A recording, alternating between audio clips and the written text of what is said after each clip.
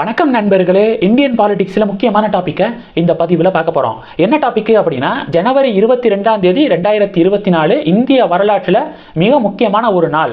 அயோத்தி ராமர் கோவில் திறப்பு விழா கும்பாபிஷேகம் ஜனவரி 22 நடக்க போது அயோத்தி நகரமே விழா கோலம் பூண்டுள்ளது அப்படிங்கிறத நம்மளால உறுதியாக சொல்ல முடியும். நேற்று பிரதமர் மோடி அவர்கள் அயோத்தியில் விமான நிலையத்தை தொடங்கி வச்சிருக்காரு. அந்த விமான நிலையத்துக்கு என்ன பெயர் சூட்டப்பட்டிருக்கு அப்படின்னா, மகரிஷி வால்மீகி இன்டர்நேஷனல் ஏர்போர்ட் அப்படின்னு சொல்லிட்டு பெயர் சூட்டப்பட்டிருக்கு.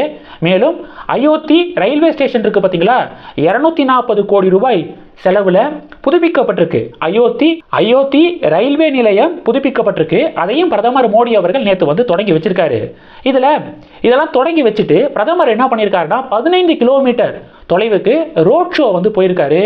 சாலைகளுடைய 2 புறங்கள்லையும் பாஜகவுடைய தொண்டர்கள் மிகப்பெரிய ஒரு வரவேற்பை கொடுக்குறாங்க. பின்ன கொடுக்க மாட்டாங்களா?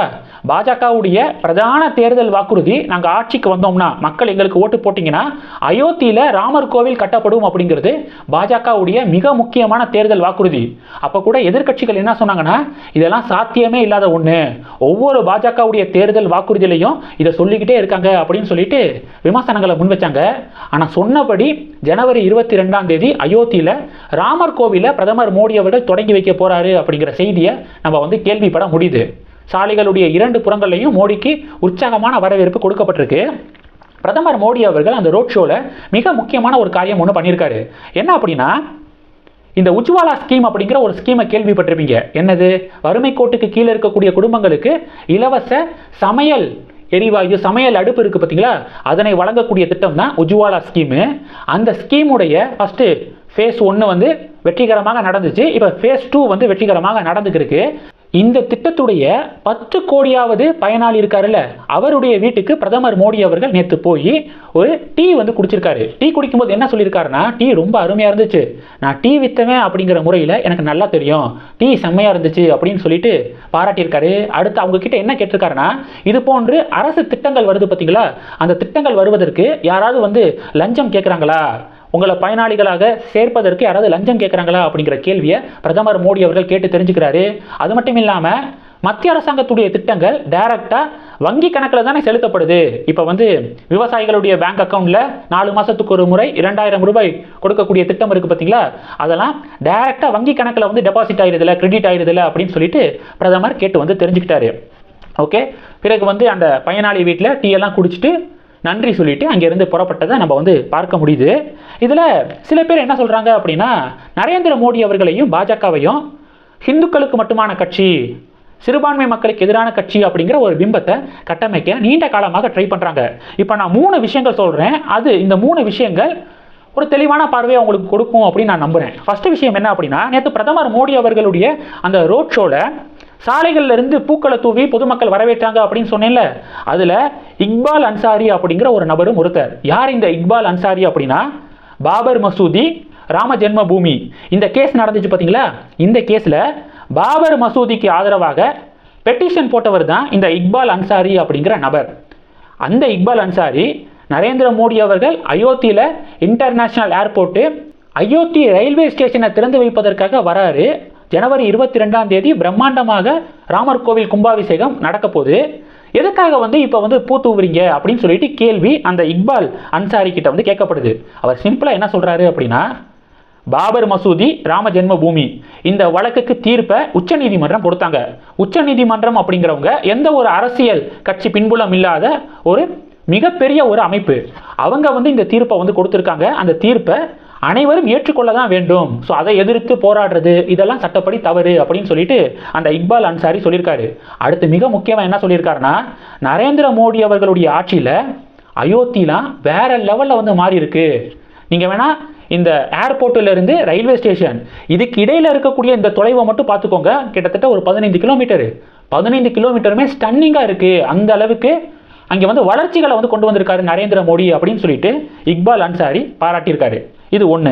ரெண்டாவது என்ன அப்படின்னா, டெல்லியில் இருக்கக்கூடிய ஜம்மா மஸ்ஜித் இமாம் புகாரி ஒரு விஷயத்தை குறிப்பிட்டிருக்காரு. என்னன்னா, இஸ்ரேல் பாலஸ்தீனம் வார் நடந்துட்டு இருக்கு பார்த்தீங்களா, இந்த போரை நிப்பாட்டுவதற்கு இஸ்லாமிக் கண்ட்ரிஸ் இருக்காங்க பார்த்தீங்களா, அவங்க தோல்வி அடைஞ்சிட்டாங்க, ஃபெயில் ஆயிட்டாங்க. ஒரே ஒருத்தர்னால இந்த போரை நிப்பாட்ட முடியும் அப்படின்னா எங்க நாட்டுடைய பிரதமர் நரேந்திர மோடினால தான் இஸ்ரேல் மற்றும் பாலஸ்தீனம் இடையேயான போரை முடிவுக்கு கொண்டு வர முடியும் அப்படின்னு சொல்லிட்டு புகழ்ந்து பேசியிருக்காரு. டெல்லியில் இருக்கக்கூடிய ஜம்மா மஸ்ஜித் இமாம் புகாரி அவர்கள் இந்த ஸ்டேட்மெண்ட்டை வந்து குறிப்பிட்டிருக்காரு. இதுவும் நேற்று தான் நடந்துச்சு. மூணாவது ஒரு விஷயம் நேற்று நடந்திருக்கு. அது என்ன அப்படின்னா, இஸ்லாமிக் நாடாக இருக்கக்கூடிய யுனைடெட் அரபு எமிரேட்ஸ் இருக்குது பார்த்தீங்களா, யுஏஇ. அந்த யுஏஇயில் முதல் ஹிந்து டெம்பிள் வந்து கட்டப்படுது. அந்த ஹிந்து டெம்பிள் வருகின்ற 2024 பிப்ரவரி மாதம் தொடங்கப்பட இருக்கு. அந்த ஹிந்து கோவிலை திறந்து வைப்பதற்காக நரேந்திர மோடி அவர்களை சீஃப் கெஸ்டா இப்போ வந்து இன்வைட் பண்ணியிருக்காங்க.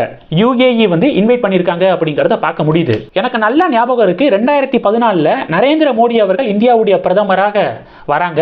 பிஜேபி தனி பெரும்பான்மையோட ஆட்சிக்கு வரும்போது சில மீடியாக்கள்லாம் என்ன தெரியுமா எழுதுனாங்க, பாஜக தனி பெரும்பான்மையாக இந்தியாவில் ஜெயிச்சிருச்சு, இனிமே மத கலவரம்லாம் அதிகமாக இருக்கும் அப்படின்னு சொல்லிட்டு மோடியையும் பாஜகவையும் விமர்சனம் பண்ணி நிறைய பத்திரிகைகள் செய்திகளை வெளியிட்டாங்க. ஆனால் 2014 இருந்து 2023 இந்த 9 வருட காலத்தில் மத கலவரம் அப்படிங்கிறது நடக்கலை இந்தியாவில் அப்படிங்கிறத என்னால் உறுதியாக வந்து சொல்ல முடியும். ஓகே, அதனால தான் இப்போ வந்து யுஏஇயா இருக்கட்டும், டெல்லியுடைய ஜம்மா மஸ்ஜித் இமாம் புகாரியா இருக்கட்டும், இவங்கெல்லாம் நரேந்திர மோடி அவர்களுக்கு இந்த அளவுக்கு பாராட்டு, இந்த அளவுக்கு ஒரு புகழ்ச்சி கொடுப்பதற்கான முக்கியமான காரணம் இதுதான். நரேந்திர மோடி அவர்கள் 140 கோடி மக்களுக்கு ஒரு வேண்டுகோளை முன் வச்சிருக்காரு. என்னன்னா, ஜனவரி 22 ராமர் கோவில் வந்து திறக்கப்பட இருக்கு. அந்த ஜனவரி 22 ஒவ்வொருத்தங்களும் அவங்களுடைய வீடுகளில் விளக்கேற்ற வேண்டும் அப்படின்னு சொல்லிட்டு ஒரு வேண்டுகோளை வந்து முன் வச்சிருக்கிறத நம்ம பார்க்குறோம்.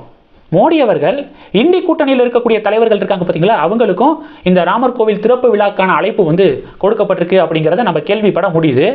இப்போ இந்தி கூட்டணியில் இருக்கக்கூடிய தலைவர்கள் அந்த அழைப்பை ஏற்று அங்கே வந்து போவாங்களா, ராமர் கோவில் திறப்பு விழாவில் பங்கு பெறுவாங்களா அப்படிங்கிற ஒரு விவாதங்களை சோசியல் மீடியாவில் பார்க்கும்போது பாஜக என்ன சொல்கிறாங்கன்னா, இல்லை அதற்கான வாய்ப்பு இல்லை.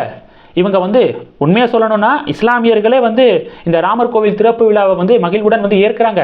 ஆனால் இந்தி கூட்டணியில் இருக்கக்கூடிய தலைவர்கள் ராமர் கோவில் திறப்பு விழாவுக்கு நம்ம போனால் சிறுபான்மை மக்களுடைய வாக்குகள் வந்து போயிருமோ அப்படின்னு சொல்லிட்டு நினைக்கிறதுக்கு வாய்ப்பு இருக்கு. அதனால எங்களுடைய கணிப்புப்படி இந்தி கூட்டணியில் இருக்கக்கூடிய தலைவர்கள் ராமர் கோவில் திறப்பு விழாவில் கலந்து கொள்ள மாட்டாங்கன்னு நினைக்கிறோம் அப்படின்னு சொல்லிட்டு பாஜகவினர் பதிவுகள் வந்து போட்டுக்கிருக்காங்க. இப்போ இந்த டாபிக் சோசியல் மீடியாவில் டாக் ஆஃப் த டவுனாக வந்து மாறி இருக்கு. உங்களுடைய கருத்துக்கள் என்ன? அயோத்தி ராமர் கோவில் திறப்பு விழா தொடர்பாக உங்களுடைய பார்வைகளை மறக்காம வந்து கமெண்ட் பண்ணுங்க. இந்த வீடியோ பிடிச்சிருந்துச்சுன்னா லைக் பண்ணுங்க, ஷேர் பண்ணுங்க, மறக்காம நம்ம சேனலை சப்ஸ்கிரைப் பண்ணுங்க. மேலும் நம்ம சேனலுக்கு சப்போர்ட் பண்ணணும் அப்படின்னு ஆசைப்பட்டீங்கன்னா நான் பேசக்கூடிய வீடியோக்கு கீழே நன்றி அப்படிங்கிற ஆப்ஷன் இருக்கு. அதை கிளிக் பண்ணி உங்களால் முடிந்த தொகையை சேனல் வளர்ச்சிக்காக கொடுத்து உதவி செய்யலாம். இல்லை ஜாயின் பட்டனை கிளிக் பண்ணி நம்ம சேனலுக்கு மெம்பராக வந்து ஆகலாம். நன்றி. ஜெய் ஹிந்த்.